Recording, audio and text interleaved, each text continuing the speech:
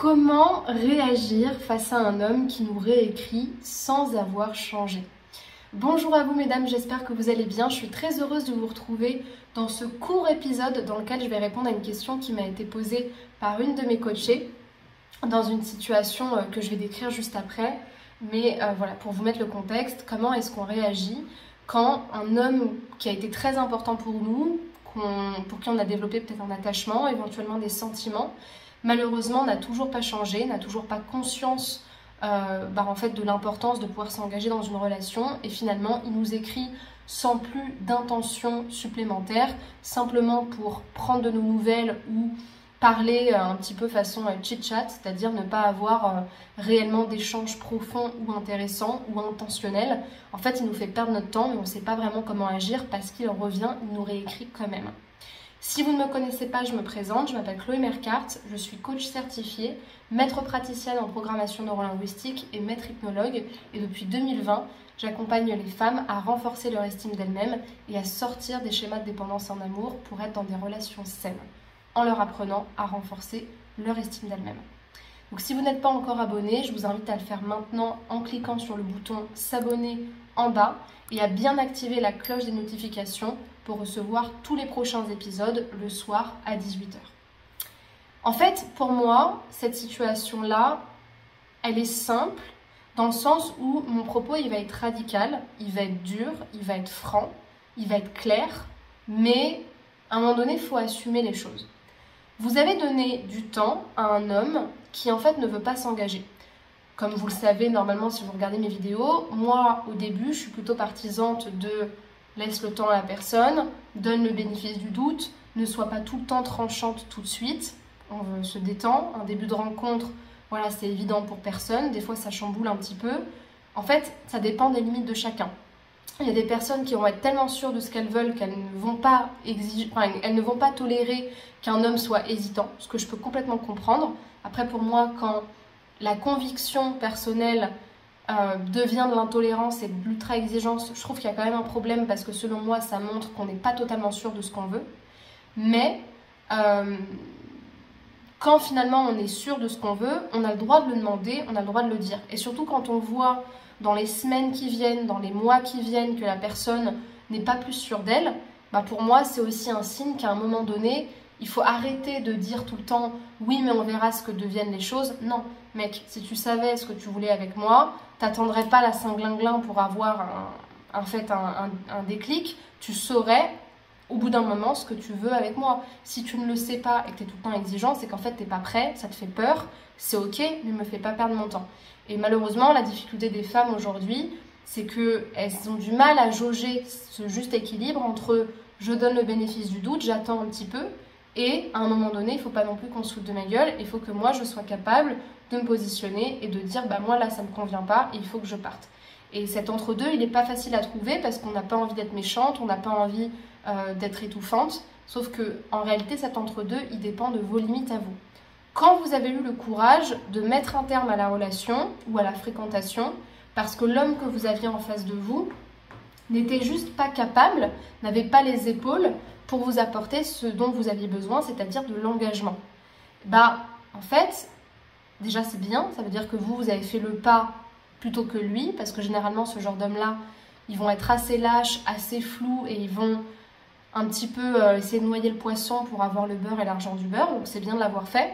En fait, vous avez fait le truc le plus dur parce qu'en fait, vous vous êtes montré à vous-même, de même que vous avez montré à l'autre, que votre attachement pour la personne, voire votre envie de rencontrer quelqu'un, voire même votre peur d'être seul, n'était pas suffisamment grande, ou en tout cas suffisamment importante, pour que ça passe au-dessus de votre respect de vous-même, de vos besoins, de votre sérénité d'esprit et de votre alignement. Et ça, c'est une bonne chose parce que c'est une marque d'indépendance. Il arrive parfois, comme c'est arrivé à ma cliente qui m'a envoyé ce message, que ces hommes-là, parce qu'ils n'ont rien à faire de leur vie, d'ailleurs ça peut être des femmes aussi, moi je parle à des femmes hétérosexuelles, mais ça peut être le cas de femmes envers des hommes et de femmes envers de femmes, et vous avez compris, il arrive que ces personnes-là, par ennui, parce qu'elles n'ont rien à faire, parce qu'elles s'ennuient, parce qu'elles savent qu'en vous écrivant, elles vont venir réveiller quelque chose, vous écrivent sans intention. C'est-à-dire, je t'écris, ok, je réponds, je vais bien, tu vas bien, tout le monde va bien, super. Pourquoi tu m'écris? Ah bah pour prendre de tes nouvelles. Ok, super, merci, je vais bien, nickel.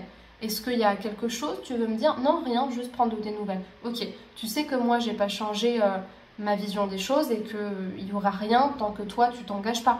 Oui, oui, je sais, mais je voulais juste prendre de tes nouvelles. Et ben à un moment donné, c'est bon, en fait. On va pas prendre de mes nouvelles pendant 15 ans. Ma réponse, elle est radicale, mais c'est ne retombez pas dans ce truc-là. Vous avez déjà fait le plus dur. Vous avez déjà coupé le lien avec une personne qui ne vous apporterait pas ce que vous voulez. Donc à quoi est-ce que ça vous sert de répondre à quelqu'un qui ne changera pas, de répondre à la personne qui ne travaille pas sur ses problèmes d'engagement ou sur ses résistances émotionnelles? En fait, il n'y a rien à faire. C'est un non-événement, c'est pas suffisant. C'est juste pas suffisant.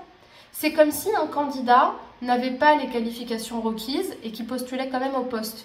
Bah, j'ai beau lire ton CV, c'est pas suffisant en fait. Donc à un moment donné, qu'est-ce qu'on en fait? Ben on en fait un non-événement. Tu m'as écrit, c'est un constat, je t'ai répondu ou je t'ai ignoré parce qu'à un moment donné, j'ai pas que ça à faire, mais tant que tu ne viens pas avec une intention claire, là, j'ai le droit d'utiliser mon ego, j'ai le droit d'utiliser mon estime de moi pour dire que ça ne me convient pas. Je ne suis pas là pour tourner autour du pot et pour parler pendant 15 ans avec quelqu'un qui ne sait pas ce qu'il veut et qui va juste me faire perdre mon temps. Voilà ma réponse. Au-delà de tout ça, je voulais vous dire que j'ai une formation offerte pour vous qui est toute nouvelle, que j'ai faite il n'y a pas longtemps, qui s'appelle « Les 3 axes de travail à renforcer pour sortir des schémas de dépendance avec les hommes ». Tiens. Et donc, si vous souhaitez télécharger cette toute nouvelle formation offerte, je vous invite à cliquer sur le 2e lien dans la description de cette vidéo pour la télécharger, remplir le formulaire et la recevoir par mail. Si vous avez des questions sur ce sujet-là, que je viens d'aborder, des commentaires à me laisser, ou même juste envie de liker ma vidéo, noter le podcast de 5 étoiles, faites-le, ça permettra justement à la chaîne d'être encore plus visible, d'être encore plus poussée, qu'il y ait de plus en plus de femmes qui découvrent ce genre de contenu. Et puis, je voulais aussi vous dire, comme vous le savez, que vous pouvez encore réserver un appel offert de 30 minutes avec moi pour faire le point sur votre situation actuelle, me dire ce que vous souhaitez changer dans votre vie personnelle et amoureuse. Et moi, je vous expliquerai comment est-ce que je peux vous accompagner. Et si c'est utile, je vous proposerai une première séance à faire ensemble. Et pour la réserver, cette session, il vous suffit de cliquer sur le premier lien dans la description de cet épisode et de remplir le formulaire, de choisir un créneau, de répondre aux questions pour ensuite m'avoir au téléphone. Pour terminer, je vous invite à me rejoindre sur les réseaux sociaux, YouTube, Spotify, TikTok, Instagram, Facebook.